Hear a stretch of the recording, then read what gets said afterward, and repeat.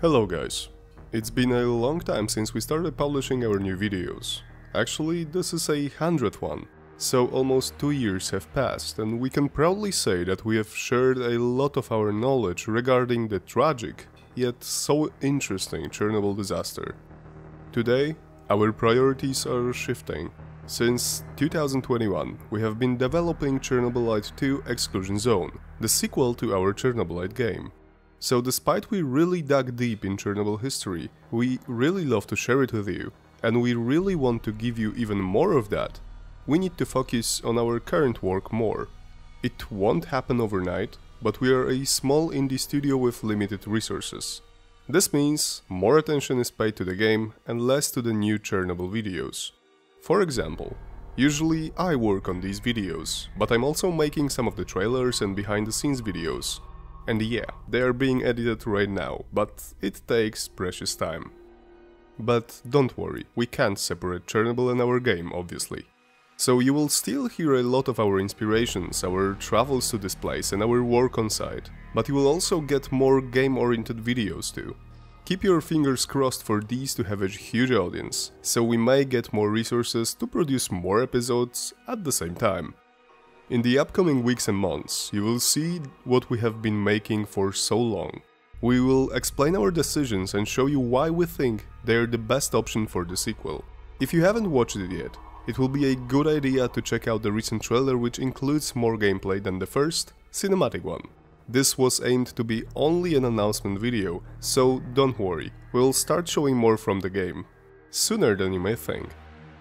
If you are here because of our Chernobyl videos, you can always check the playlists we have created. There you will find a lot of videos about particular people involved in the disaster, about the liquidation efforts, or technical side of the Chernobyl power plant, especially a 12-episode miniseries about the history and design of the infamous RBMK nuclear reactor. But if you are here because of the first game or the second one, be sure that we will cover that part of our work extensively over the next year. Even if you are interested mostly in Chernobyl history, you will probably enjoy these too, as Chernobylite 2 Exclusion Zone has even stronger zone vibes. Most importantly, Chernobylite 2 will be a completely open world. This means you will be able to freely explore a 10 or even 20 times bigger map, without any loading screens, except if you used the fast travel system. You will visit iconic places known from the real zone, as we recreated them using our own, often literally handmade scans. So if you enjoy the zone for its views, be sure to have even more of them inside the sequel. Well, how much has it changed from the first game? A lot. We couldn't make it fully open world because of 3 things.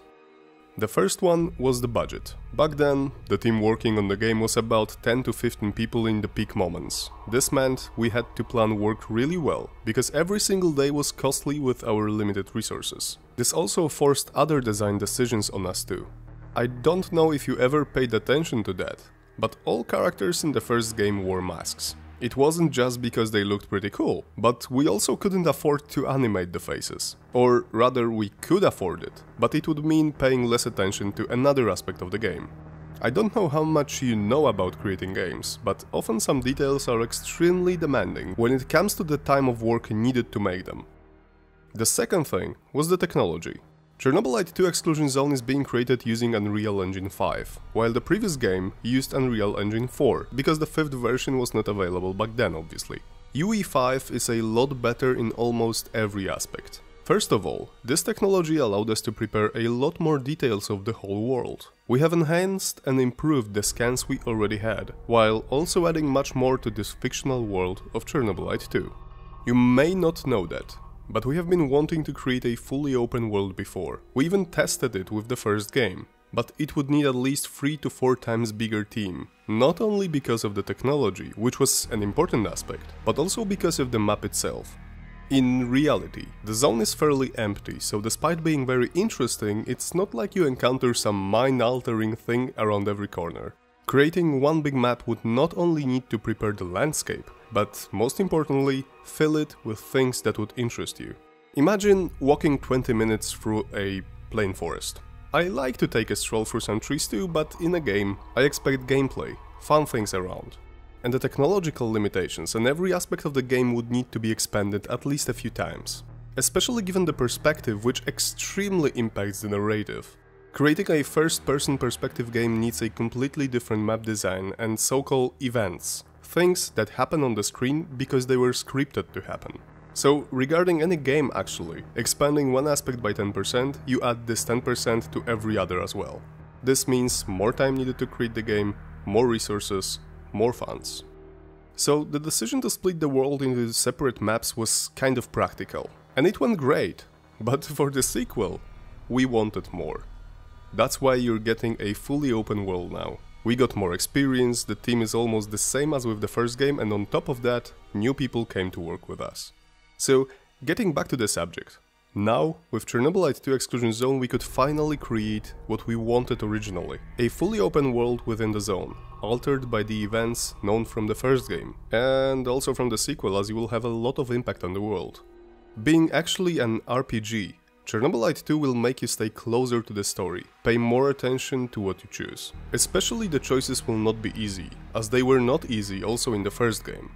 Also, even such a small detail as seeing the NPCs, like companions, enemies or fractions, with close-ups, with facial expressions, talking to them about their beliefs or motivations, makes a huge positive change to how you perceive this fictional world. And I know what I'm speaking about. I played it for about 200 hours or even more now, and I sometimes still can't believe it's not even finished. Anyhow, with this important 100th episode, I wanted to sum up everything that happened recently with a more in-depth look inside the project we're spending so much time on. I hope you enjoy listening to the developers' work, as we are happy to share it with you, like behind the scenes videos, which will be here on our channel soon. Don't forget to wishlist Chernobylite 2 Exclusion Zone on Steam. And if you have any questions regarding the game, write a comment. We will also gather the best questions, select some of them and answer in a video. Or maybe a podcast.